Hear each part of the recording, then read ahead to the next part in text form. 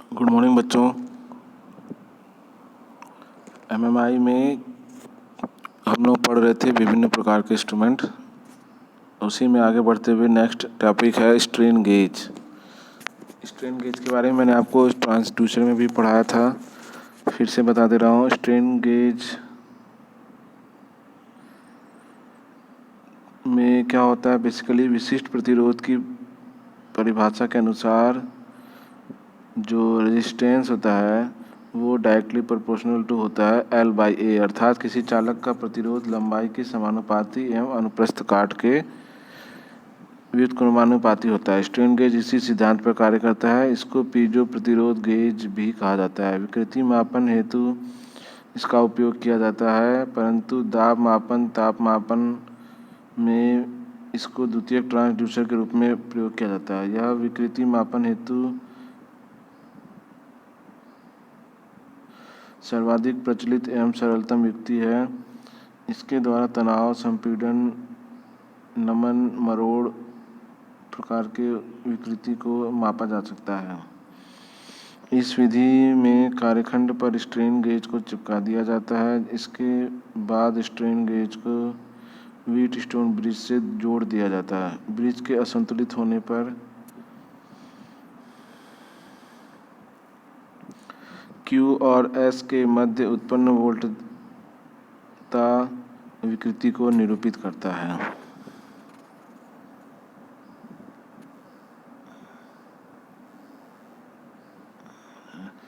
इस विधि के अंतर्गत तनाव विकृति ज्ञात करने के लिए नमन विकृति के प्रभाव को निष्प्रभावी कर दिया जाता है एवं मरोड़ विकृति ज्ञात करने के लिए नमन विकृति के प्रभाव को निष्प्रभावी कर दिया जाता है। स्ट्रेन गेज को व्हीटस्टोन ब्रिज से जोड़ दिए जाने पर स्ट्रेन गेज का प्रतिरोध ब्रिज के प्रतिरोध की तरह कार्य करने लगता है। ब्रिज की भुजा में 4 से कम स्ट्रेन गेज लगे होने पर अन्य भुजा पर स्थिर प्रतिरोध समायोजित कर दिए जाते हैं। ब्रिज की वोल्टता उसके ब्रिज नियतांक पर निर्भर करता है। यह ब्रिज नियतांक व्हीटस्टोन ब्रिज की वास्तविक वोल्टता एवं स्ट्रेन गेज की दशा में वोल्टता का अनुपात होता है।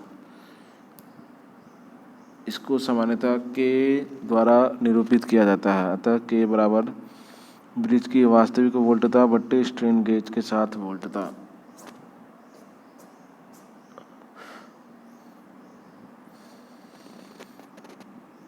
नेक्स्ट टॉपिक है लोड सेल। इसका प्रयोग बल एवं भार मापन में सर्वाधिक प्रयुक्त होता है।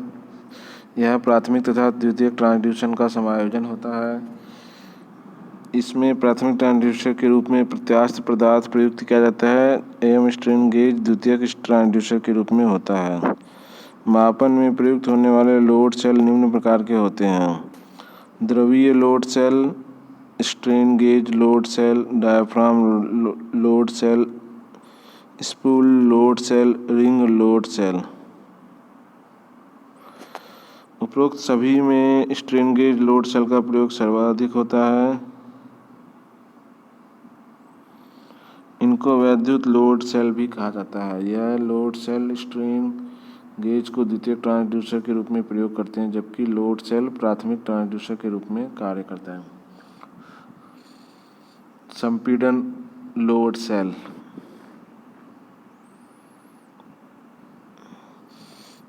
दाहिनी तरफ चित्र में भार ज्ञात करने के लिए संपीड़न लोड सेल को दिखाया गया है। इसमें कुल 6 स्ट्रेन गेज लगे हुए हैं, जिनमें 3 स्ट्रेन गेज जिन्हें AS द्वारा निरूपित किया गया उन्हें श्रेणी क्रम में संयोजित किया गया है।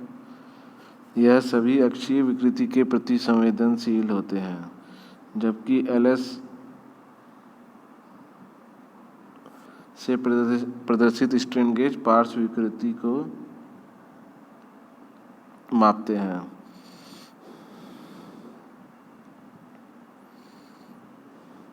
इनको ब्रिज की भुजा संख्या LS पर श्रेणी क्रम में जोड़ दिया जाता है। पार्श्व दिशा में लगे स्ट्रेन गेज पॉइजन अनुपात गेज कहे जाते हैं। इस विधि में 3 स्ट्रेन गेज को श्रेणी क्रम में लगाने पर ब्रिज में आउटपुट 3 गुना नहीं बढ़ता, अपितु इसका लाभ यह है कि उत्केंद्रित बल लगने पर प्रतिरोध परिवर्तन का औसत मान प्राप्त हो सके।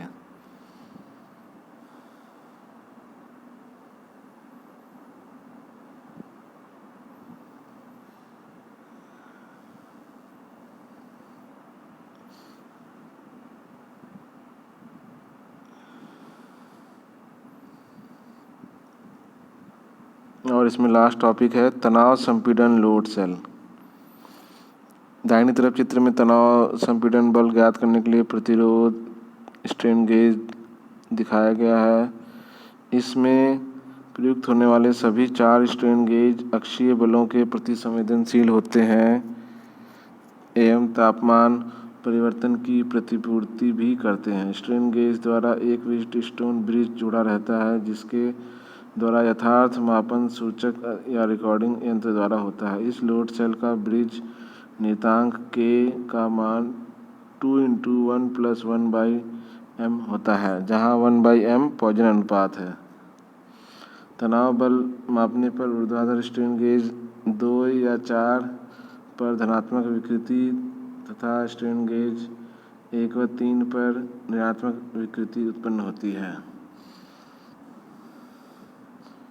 इस प्रकार ये चैप्टर ख़त्म होता है। आइए इसके क्वेश्चन के बारे में थोड़ा सा डिस्कस कर लें कि इसमें क्या क्या इम्पोर्टेंट है और जो पिछले साल के पेपरों में आता है।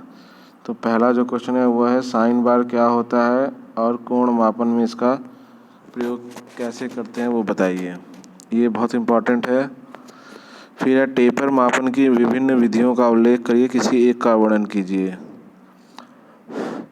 ये भी आया है। कोण गेज क्या होता है, इसके द्वारा कोण मापने की विधि बताइए। बहुत आसान है इसलिए ये एक ही बार अभी तक आया है, इस बार भी चांसेस कम है इसके आने के। फिर है स्क्रू चूड़ी का प्रभावी व्यास मापने की विधि। देखिए ये भी कम इम्पॉर्टेंट है, 2 ही बार आया है अभी तक। नेक्स्ट जो इम्पोर्टेंट है वो है फ्लोट तथा कोण श्यानता मापी की कार्यविधि समझाइए। मैंने पहले ही बताया था श्यानता मापी में से ज़रूर कुछ ना कुछ आता है, तो इसको ज़रूर पढ़ें। फिर है तरल पदार्थों की सतह मापने का सचित्र वर्णन करें, यानी कि वो जो मैंने बताया था कि जल तल कैसे, द्रव का तल कैसे मापते हैं, उन्हीं में से किसी एक मेथड को। फिर है स्ट्रोबोस्कोप द्वारा गति का मापन का वर्णन कीजिए। ये सबसे ज़्यादा इम्पोर्टेंट है, बहुत बार आया है, पूछा है। देखिए मैंने ही बताया था अभी। फिर है टैकोमीटर क्या होता है, इसकी कार्यप्रणाली समझाइए। ये भी आसान क्वेश्चन है। और गियर मापन की स्थिर जीवा विधि का वर्णन कीजिए। ये भी सही क्वेश्चन है। तो इस प्रकार ये 5-6 क्वेश्चन जो हैं वो बहुत इम्पोर्टेंट हैं, तो इनको एक बार ज़रूर देख लीजिए अच्छे से, क्योंकि अमूमन वही क्वेश्चन पूछे जाते हैं जो एक बार आ गया होता है।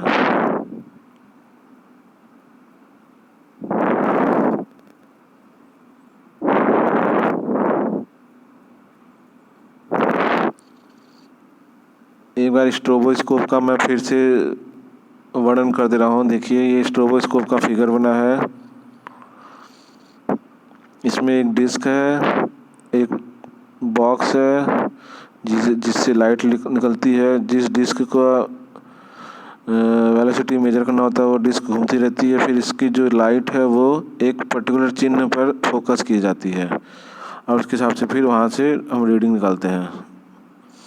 यह एक हस्तचलित सरल युक्ति है जिसका प्रयोग आवर्त गति तथा घूर्णन गति के मापन में होता है। इस युक्ति में एक चकाचौंध प्रकाश उत्पन्न करने वाला स्रोत होता है जिसे स्ट्रोबोट्रॉन कहते हैं। स्ट्रोबोट्रॉन गर्म कैथोड गैसीय विसर्जन ट्यूब होता है जिसमें से एक कैथोड, एक एनोड तथा 2 ग्रिड होते हैं।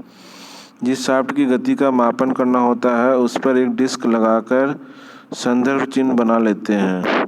उसके बाद स्ट्रोबोस्कोप से उत्पन्न प्रकाश की आवृत्ति के द्वारा बिना किसी संपर्क के शाफ्ट की गति का मापन कर लिया जाता है। स्ट्रोबोस्कोप का पैमाना शाफ्ट की गति के अंशांकित होता है जिसके कारण शाफ्ट की गति आरपीएम में प्राप्त हो जाती है। तो इस प्रकार ये चैप्टर ख़त्म होता है। फिर मिलेंगे नेक्स्ट चैप्टर के लिए।